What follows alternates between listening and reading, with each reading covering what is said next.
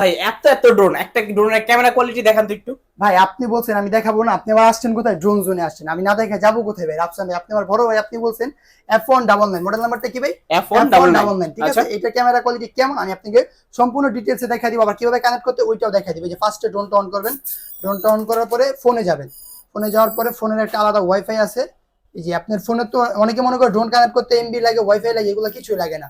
ড্রোনের একটা personal wifi থাকে, এটা আপনি ওয়াইফাইতে যখন যাবেন একটা নাম আসবে, আমি আপনাকে দেখাই দিচ্ছি ভাই। আচ্ছা এই যে ড্রোনের নামটা চলে আসছে ভাই, ওকে ঠিক আছে, এটার মধ্যে কানেক্ট করবেন, একটা ওয়াইফাই মতন সিগন্যাল আসবে, এই দেখেন ওয়াইফাই মতন একটা সিগন্যাল আসছে ভাই।